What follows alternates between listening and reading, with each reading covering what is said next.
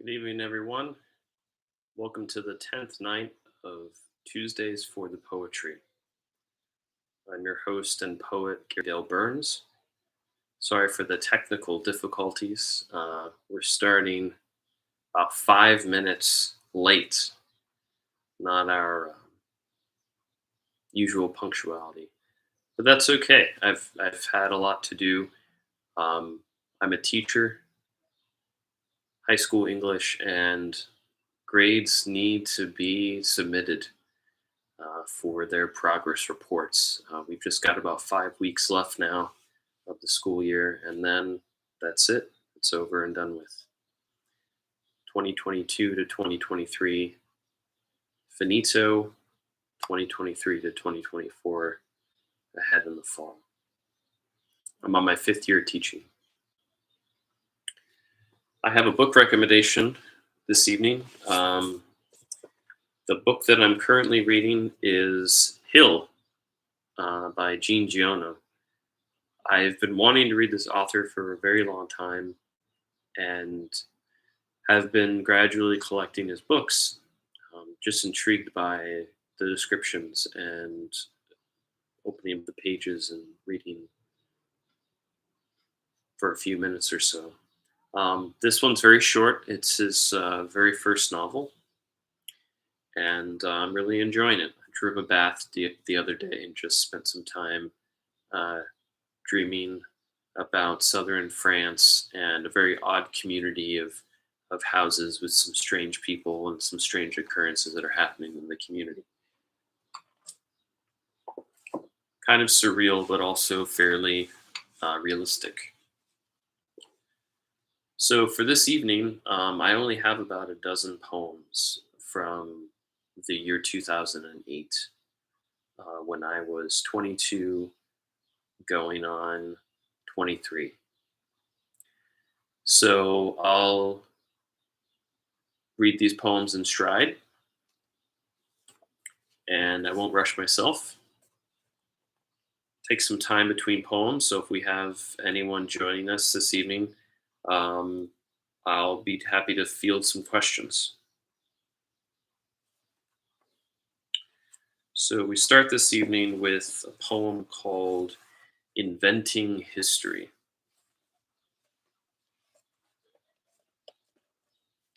Inventing history.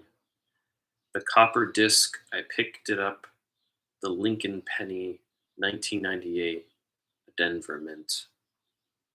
The year I began writing poetry. A boy of 13, illuminating his own nudity that he might himself see unclothed, his pain reflecting back and the fathoms of its depth. In a sour poverty, people were either images of gods or scenery pieces to me. This penny was noticed and picked up, though. Its poem here, an invented history. And that was written on January 3rd, 2008.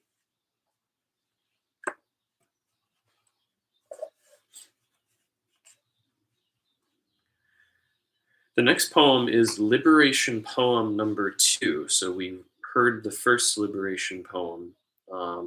It's a sequence poem that was written out of sequence. And the last one was composed the year before in 2007. So this next one here is in 2008. And it goes like this. Those first words are jewels in your mouth that fall out like seeds, praiseworthy green, the caretaker's water. Whereas before, crying was a siren of cunning that drew them towards us, the hands and chests of primordial pleasure. For those, elation and relief came as reward, an exchange without consulting the rates, pleases and thank yous, askings and graspings of what is and what isn't, like teaching a rightful place for the gums and roots of your budding teeth. And maybe you rise and fall, a sea of pearls gurgle back pointed phrases in that pink surf, a voice the diameter of small bubbles from your high chair growing tall, your voice the weighted sounds in a lone microphone. But then your Tower of Babel topples, and with jaguar feet the globe spins free, fabled Johnny Appleseed spreading language, an accent, mumbling, mispronunciation. Speech confuses the embarrassed speaker. New teeth, a thick stalk, tongue trained, long pants, salty glands, and sprouting hairs. You begin to learn the fragility of meanings, that the striving is more pertinent than the goal, when that first kiss silences you again like a babe. Proclamation, pride, proclamations, belief in the words as essential luxuries. Orifice, finger, nose, touching the creases of her grin like chanting to keep that cupped chin, two balances of lover and kin. Your most challenging language becomes honesty, that the ring of your small mouth signs, but the uvula could hardly define. A continent, a tightrope walk between foreign and domestic, seldom practiced as odd or foolish. Where can the truth in silence be, that phrases shape an attempt so skillfully? Through years and years and years of speaking, each one grays, bends to fall, off the head that's pinked and bald.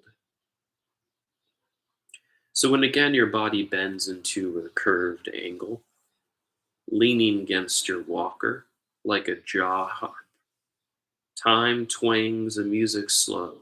Steel and strength escapes your bones and loosens up the graveyard soil.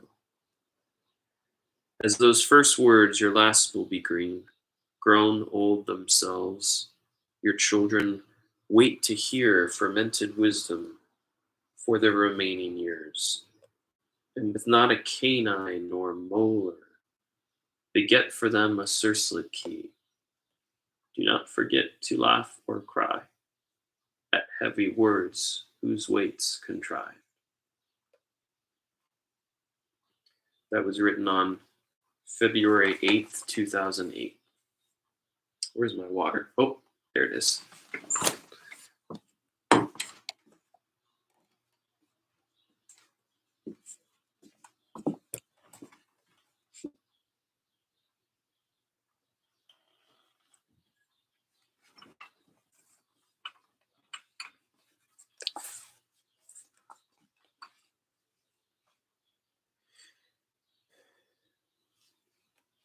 This next one's called Story for a Typewriter.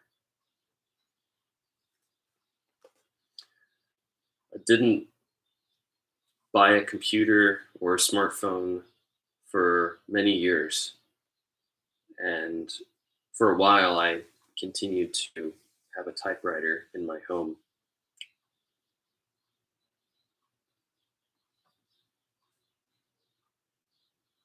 That wasn't the start of the poem. This is the start of the poem. Mom lives just down the street.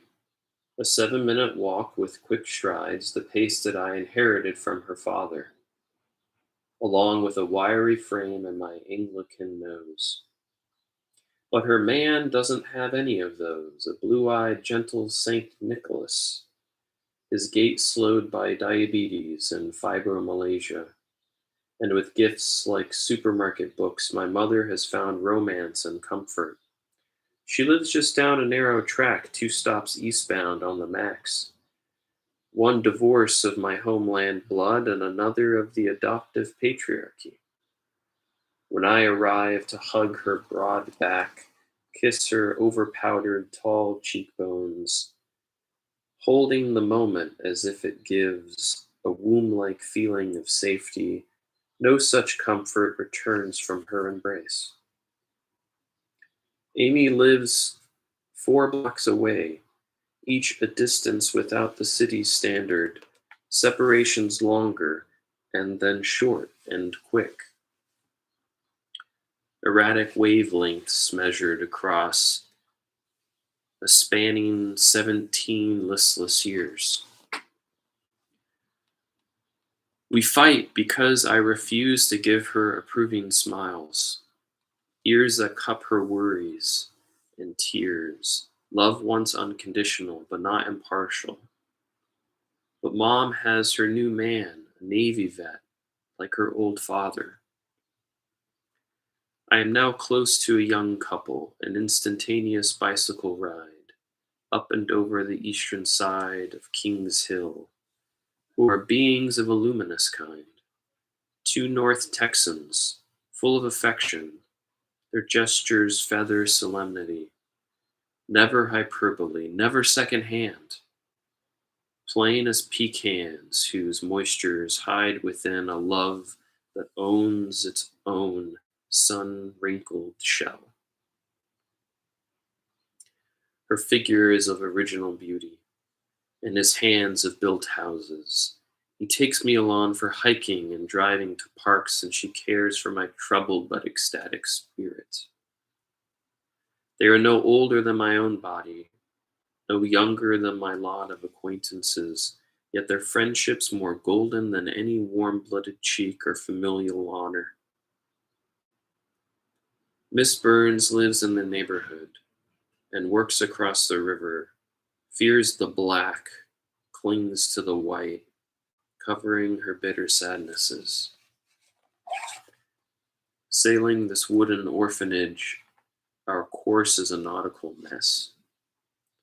We all must redress for the shoreline ahead, marooning our eyes for the bows overhead. That poem was written on March 20th, 2008.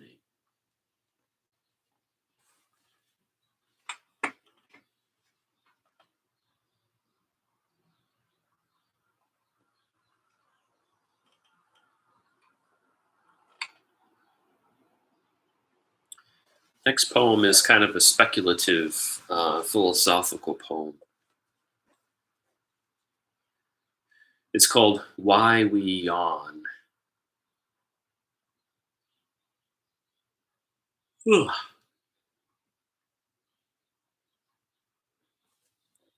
We yawn because our body is tired. We have thought too much during the day, and it is now night, and our feelings for someone who we will not go to sleep next to are in a state of longing. The yawn makes our mouths feel empty. So we go to a kitchen and boil water to fill it with tea and occupy the tired body and calm the feelings with the substitute warmth. We yawn because we're nervous, the cold shaking our bodies like blood was being wrung out of it deprives us of comfort, and the possessed thoughts give us fear that we will give them away from a tightening brow. The yawn causes a lie and excuse for itself. The thoughts freeze and the feelings try to burrow away from our very essence of heart beatings as the body begins to sweat at the palms. We do not yawn because we lack oxygen or because we see or perform the same trick of the orifice. The yawn is not real. It is a slight and a summons, a cuneiform shape of Sanskrit character, its meaning lost to ambivalent time. No, you're mistaken. It is not magic.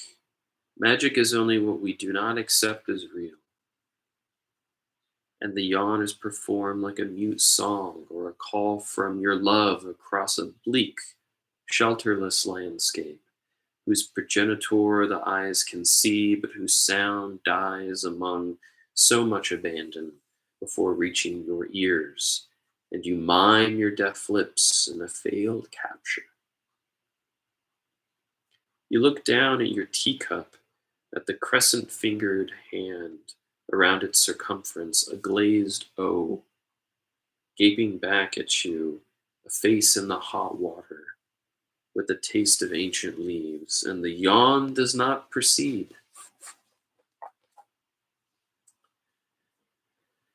We yawn because it is time to sleep, and dream of the rage of running feet, the 100 bathed pleasures of a fantasy, the debt of a mother's milk, and the labyrinthine joke of our minds.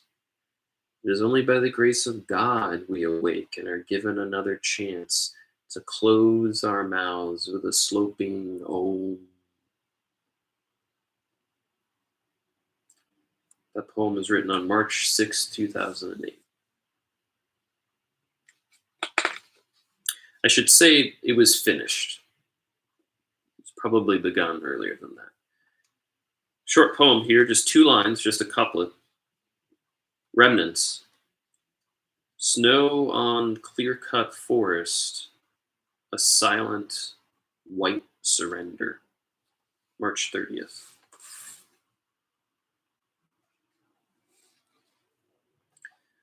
Okay, hey, this is fitting. 10th night of Tuesdays for the Poetry. 10th Sonnet by Gary Dale Burns. Shakespearean sonnet. The felled trees of a winter storm and a linen fog over Young's Bay make believe the sun away into a piercing and violet form. My eyes are drawn to a desecrated place, the human church piled up on wheels on sand and paper cup with morbid style and languid grace. When our closest star imparts and air is churned from thin to thick, when falling waters laugh at Newton's tricks, and the earth responds to pour Descartes, the veil returns to our brides frowning. On the Columbia, ships free their mooring.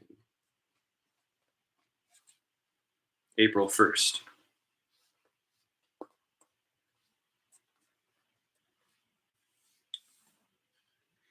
So this is a first poem, I think, that has to do with Stepping Stone Cafe. And it's one of the characters that hung around the cafe that I worked at for 7 years. And by character, I mean Portland, Oregon is a strange and weird place, and there's a lot of hard lessons that people are learning and a lot of darkness. But this is to the lady in white, who was always shining. We actually have a lady in white here in Catskill. A young lady in white, but this is an old lady in white. And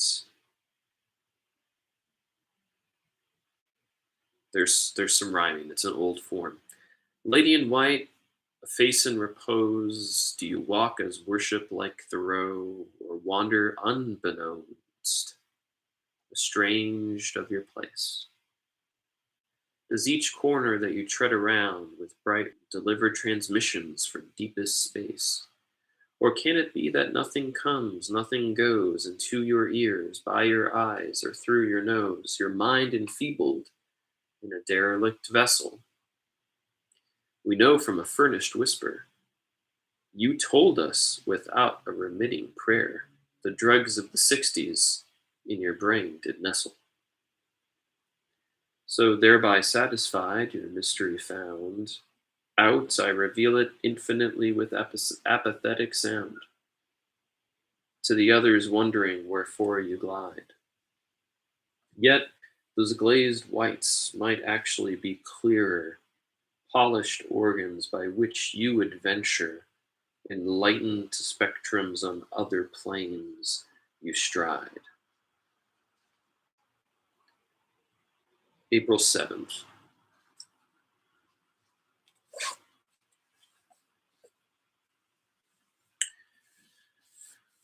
Um, the next poem is titled Tangle, comma, Hour. Hour Tangle. The title's Tangled. think I think I was trying to be clever there. Um, but this one took a while to write. It says actually have a note in here that it was begun in February, but it was not finished until May. So our tangle or tangle hour. Tangle hour. My favorite part of you was shaped like a cashew. The curve of your waist into the shelter of ribs that hid your organs. Those instruments whose sounds kept you in key, my angel. If I continued to your breasts, I circumnavigated two buddings that would inspire magnolias to bloom much creamier and fuller in jealous competition than ever before in their epoch. Often as I tilted my head up to meet your eyes, a moment of cradled grace dropped my heart into a well where I was a child at once, saved by mother's arms and sheltering smile. Innocence would not become me, though. As we leapfrogged chins, your lips are a dewy pleasure, so in and of themselves as when we kiss, there is the opposite of drowning. You were simple in your own words, and though brief our tumble with limbs and hearts, there was more laughter than tears as our tangle of grass and sky eloped upon the level horizon. My angel, fly the ocean over these teeming green hills, over my parabolic hollow, your own rose conch, and I sleeping and still to ever play life into. Poem about a brief relationship that then turned into friendship. Got to be thankful for those.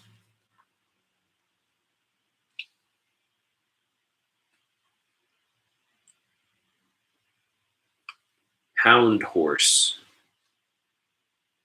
While I burrowed my out, excuse me, oof, hound horse. While I burrowed out of the darkness of my own production, I painted the basement wall and floor as an exit way, but two as the curtain and doormat of my next eon. One was the color of ochre red, and the other of gold yellow, folds of a Tibetan monk's robe or copper sunsets gleaming. I stain the cold concrete to incarnate feelings or transmute troubles. And as such, a hound chased me back into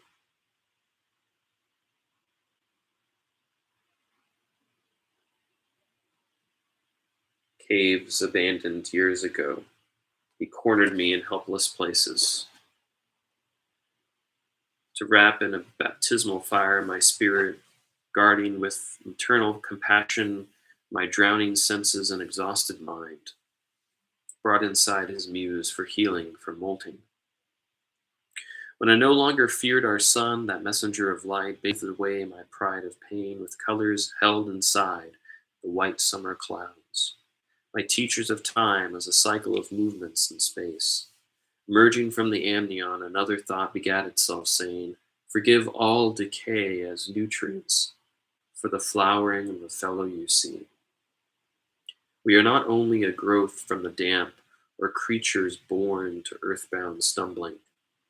A horse in frenzy or sloth may be tamed or mustered, to raise and lift our vista of experience, above each bleeding violin that swings the ear from pleasures to pains, and pulls archer arms to aim below our dreams' horizon that we must ride up to and fly beyond.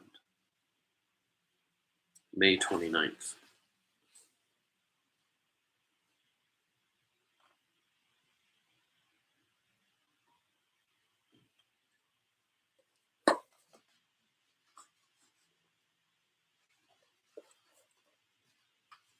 Okay, next we got ran away against running aways. I can tell you exactly how this person came to be. He wrote one and then wrote three. On the seventh, he realized a darker nature within, and like Pandora's box with thin, effeminate arms, he opened himself up further, but didn't feel proud as yet. Fumbling with the four corners over and under and over, he closed up the contents and moved away. There were always new friends. He was likable enough. He learned about Hitler and Roosevelt, read Beowulf maybe 5 times or so. Skies changed between black, white, or blue. District boundaries changed too. The body underwent as well. His tears made deep, silty ravines upon the cheek between mountainous acne. I could say he was sad, or that this person experienced forms of pain and small transitory pleasures, but fair to say he affirmed it all, until, like most fools, he fell in love and became soggy, stained, dripping, the way a book would be in a pot of cold tea, yet ever so given to character, unable to return straight, uncreased, with decimals upon the spine, catalogued and called upon, and short frowns as part of a lost numerology. A year of numbness after the blight. His being revealed no name or face, neither a firstborn son, brother, or friend. Masks worn. So what form else describes but clothes and a movement by will alone? Each new lover could only hold the bowl for one to fill, and from above the snake slowly became all that was faithful. Bathing hands between bleach and lesser soaps, he finally walked out the door with every belonging underarm, toward the trains every night, and knew what ran away without him after each failed attempt.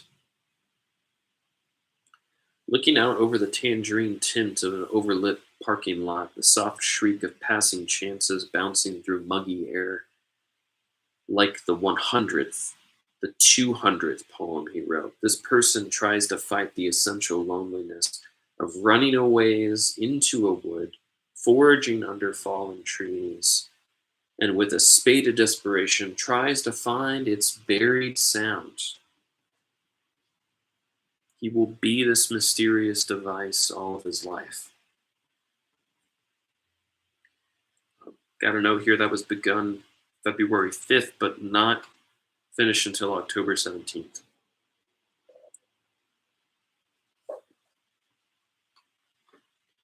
No one's joining, but that's because I didn't promote this and push it on Instagram.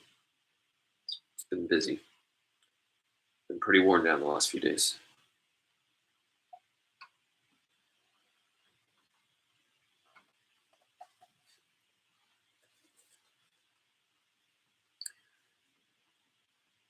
When I intended to believe, judgmental night, release me once great dawn comes out of its yolk, laying aside your violet tempera that these stirring tree birds do announce for a change of dark to creamy light. As the moon shadow fades away, seagulls float upon the breaking wake against my sleeping city's riverbank, and whirlpools of a barge in passing splits this bridge for which I wait. Silhouette of the mountain stands, and now, again, I treasure the watered east, stars swallowed up in streetlights, dumb, enough time to think time a menagerie of roads that bear you only to be ridden. Climbing by foot and wheels alone, my carriage, my chariot, my ass of bones pull toward morning through mosquito clouds, whose feast of blood after their fasting broke and began with the lifting fog. O breathless sun, all-sided sphere, command of wind upon which we depend, throw your ankh-filled hands of rays, warm the air from moonlight's freeze, ease me to rest in this cradle of leg. July 3rd to November 4th. And I believe we have our last one of the night. That's called Welcome Aboard. Certainly, there's been a theme this evening. In 2008, there was a lot of soul searching. I had come out of pretty deep depression and was reading a lot of religious literature and doing a lot of meditating and trying to find a new center, meeting new people, and reflecting on my past. Definitely reflecting on my past. Um, so here's welcome aboard. Who am I? What am I? Where am I? When am I? Why am I?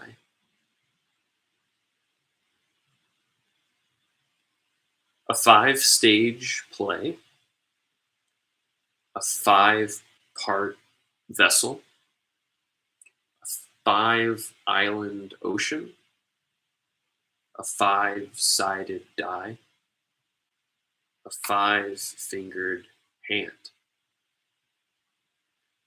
who walks the legs to and from, table set, spill, wipe, dish, and a check? What drinks of tea leaves steeped with boiled water, reads an inked page? Where is the seance of birth performed at death's arising from oneness? When may your chance to throw your fate like a shot put onto this plane of laughter? Why must the mind feel tricked by the very illusion it conspires to write? I'm the servant of a man who lives five different lives. I am that which receives and may reject. I am on the edge of a soap bubble with a seven-colored shine. I am back to the future and look forward with the past. I am the instrument and the music. We see the visuals and hear our questions, both child in hand, our Father answering. Begun April 9th, finished November 5th, 2008.